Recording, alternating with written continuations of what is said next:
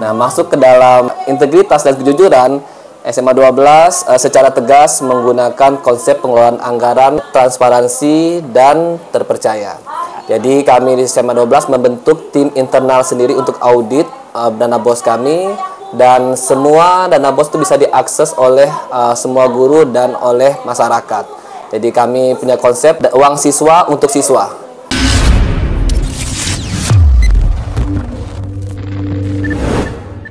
Semangat untuk kita tetap membangun pendidikan secara utuh menuju Indonesia Emas.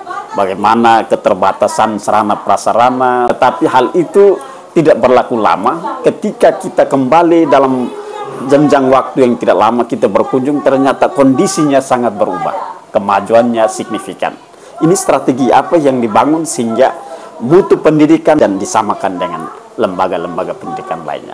Baik, terima kasih Pak. Jadi strategi yang saya ambil bersama teman-teman untuk memajukan SMA 12 itu yang pertama tentu kerja kolaboratif dengan teman-teman. Yang kedua, seorang pimpinan harus punya integritas, harus jujur, dan harus punya daya kreasi yang luar biasa. Ya, jadi dari segi kolaborasi, saya dengan teman-teman itu selalu mengandalkan diskusi untuk melihat atau memotret kira-kira apa yang penting perlu kita bangun di SMA 12. Nah, dari hasil diskusi itu baru kita rumuskan dalam berbagai agenda penting SMA 12 yang dikaitkan dengan anggaran sekolah.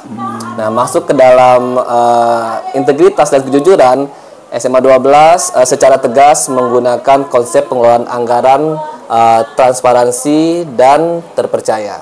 Jadi kami di SMA 12 membentuk tim internal sendiri untuk audit dana BOS kami, dan semua dana BOS itu bisa diakses oleh semua guru dan oleh masyarakat. Jadi kami punya konsep uang siswa untuk siswa. Jadi semua proses pengelolaan dana BOS itu dilibatkan orang tua, siswa, dan guru. Jadi tidak ada yang disembunyikan dalam segi tindak kejujuran. Lalu dari kreativitas kami mencoba membangun beberapa program yang unggulan kami. Salah satunya diantaranya itu ada yang namanya program kelas inovasi. Kelas inovasi ini kami peruntukkan untuk anak-anak kelas 12. Anak-anak 12 kami petakan dari 80 anak kelas 12 yang tahun ini lulus, itu kami petakan ada beberapa kelas pilihan. Ada kelas pertukangan, ada kelas menjahit, ada kelas tata boga, ada kelas komputer, ada TNI Polri, dan ada kelas kewirausahaan. Nah, dari program-program itu, dari kelas-kelas itu kami coba latih mereka sampai di akhir Mei ini. Dan kami coba lengkapi contoh kelas menjahit, dari uang mereka kami belikan mesin jahit untuk mereka gunakan. Dari kelas pertukangan kami sampai beli alat-alat pertukangan, dan sekarang masih dikerjakan WC, toilet siswa yang memang murni kerjanya siswa. Uangnya pun dari uang iuran guru-guru SMA 12. Terus kelas tata boga kami kemarin sudah sampai pada saat proses Hardiknas di Dinas Pendidikan, kami sudah show off, tampilkan beberapa produk kami. Dari segi beriko ilmu komputer itu juga sudah berjalan, dan nanti anak-anak lulus ini kami lampirkan dengan sertifikat komputer. Terus dari segi militer untuk TNI Polri, anak-anak masih sampai dengan saat ini masih latihan di SMA 12, dan biayanya dibayar oleh SMA 12 sendiri. Jadi tidak ada pungutan apapun dari orang tua, murni dari siswa untuk siswa. Itu konsep kami dalam menggunakan anggaran, dan hasilnya sudah terlihat. Mungkin ini satu-satunya sekolah yang sampai dengan saat ini anak kelas 12 masih bertahan di SMA 12. Karena beberapa program itu kami minta ke orang tua, berikan kami kesempatan untuk memoles lebih detail lagi apa yang kami rasa kurang. Jadi kan anak-anak kan harusnya sampai tanggal 6 Mei kan harusnya sudah pergi.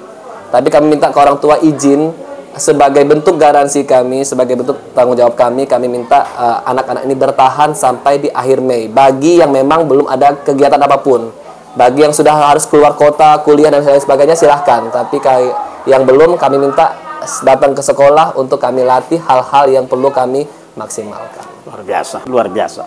Tentunya kebaikan seperti ini harus ditularkan untuk sekolah-sekolah lain juga. Ya. Kekurangan real yang sedang dialami oleh Pak Kepsek dengan seluruh keluarga besar di sini itu apa yang saat ini? Kalau ditanya tentang kekurangan, memang banyak kekurangan terutama di fasilitas. Ada beberapa kekurangan gedung yang kami alami, bahkan toilet saja kami kurang. Tapi kami mencoba untuk melihat dari segi positifnya, Pak. Dalam artian kami sadar kami punya kekurangan dan dinas juga begitu banyak sekolah yang membutuhkan fasilitas yang sama. Jadi tugas kami ya hanya sekedar menyampaikan usulan sambil kami juga bergerilya secara mandiri. Kami manfaatkan perusahaan-perusahaan sekitar, bahkan sampai Jakarta, sampai luar NTT kami kirim proposalnya, dan bersyukur dari beberapa proposal kami juga dapat jawaban. Beberapa fasilitas sekolah ini juga dibantu oleh CSR, dan mungkin tadi Bapak masuk ke sini itu ada chat Aviantek, itu baru dikirim oleh PT Aviantek, ada hampir 20 juta nominalnya, itu untuk kami chat keliling. Jadi selain berkoordinasi dengan dinas, kami tidak mau berpaku tangan karena kami sadar dinas punya beban yang besar juga. Ada 1029 sekolah yang butuh perhatian yang sama. Jadi daripada kita hanya asal mengeluh sana sini, saya bilang sama teman-teman, kita kirim kebutuhan kita ke dinas karena memang mereka induk kita, tapi tetap kita cari alternatif. Alternatifnya CSR salah satunya. Yang kedua ada tadi yang saya bilang toilet tadi. Kami kekurangan toilet, tapi bersyukur teman-teman guru di sini luar biasa, Pak. Mereka punya sertifikasi, rela merogoh kantongnya itu 200, 100, 500, kami kumpul-kumpul jadilah toilet sederhana untuk siswa. Dari kita untuk kita, luar biasa. Itu yang luar biasa yang kami punya, dan ya tadi kalau kekurangan banyak, tapi kami tidak anggap itu sebagai kekurangan. Kami tetap pada optimisme bagaimana dengan cara-cara kami, baik koordinasi dengan dinas maupun dengan pihak swasta, kami akan berusaha untuk memenuhi semua kebutuhan SMA 12. Lalu dari sisi statistik jumlah siswa ini, untuk kita total siswanya berapa banyak, Pak Kepsek? Siap. Sampai dengan saat ini sudah tercatat 249 siswa untuk semua angkatan, untuk 3 angkatan, kelas 10, 11, 12. Dan grafiknya terus naik dari tahun ke tahun, dan tahun ini kami masih optimis akan terus naik karena beberapa strategi yang saya sampaikan tadi, mulai dari kelas inovasi tadi, mulai dari membangun kepercayaan di masyarakat dalam pengelolaan anggaran, terus membangun disiplin guru, melengkapi berbagai sarana prasarana, itu kami yakini tahun ini kami akan tambah lagi siswa, pasti akan menambah lagi. Biasa. Jadi ada peningkatannya dari tahun ke tahun, selalu peserta didiknya selalu meningkat. Ini kan kita sekolah, kita perlu akui bahwa kita sekolah di batas pintu kabupaten. Jadi kita ini wajarlah nanti pasti peserta didiknya dititip dari yang sudut-sudut. Tetapi syukur bahwa kita tetap eksis dan kita tidak kalah dengan yang di kota. Karena khusus daya pikat bisa-bisa yang dari kota datang cari kita. Mudah-mudahan. Itu luar biasa. Lalu Pak Kepsek, ini harapan terakhir untuk masyarakat sekitar, orang tua siswa, bahwa sekolah kita ini adalah satu-satunya sekolah yang terbaik. Khusus untuk masyarakat sekarang yang di sekeliling, cakupannya bahwa apapun terjadi sekolah ini yang terbaik. Merasa memiliki dan mencintai ini adalah bagian dan tanggung jawab utama. Untuk masyarakat di Kota Kupang, khususnya Alak maupun Bolok, percayalah SMA 12 semakin hari semakin tumbuh dengan baik. Dari semua lini kami coba perkuat, dari fasilitas, keamanan, kenyamanan, dan metode mengajar juga sudah kami perkuat, dan kami akan terus berupaya bagaimana SMA 12 bisa menjadi sekolah yang membanggakan tidak hanya untuk masyarakat Alak, tetapi untuk masyarakat Kota Kupang, NTT, dan Indonesia. Kami berharap bahwa Mama bisa menitipkan anak-anaknya di sini menjadi bagian terpenting dalam perjalanan SMA 12, karena SMA 12 terbaiklah untuk Mama semua. Terima kasih.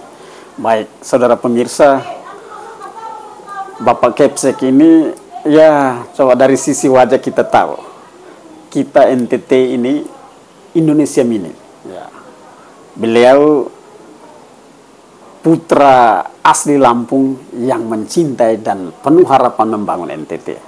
Pengalaman bertugas di pelosok-pelosok di NTT, khususnya di daratan timur barat, dari desa ke desa, dari bagian ke bagian, membawa beliau untuk tetap membangun mutu pendidikan khususnya NTT menuju Indonesia Emas. Harapannya bahwa tetap kita bergandeng tangan memajukan pendidikan ke depan, kita juga ikut bersaing dengan negara-negara maju di dunia.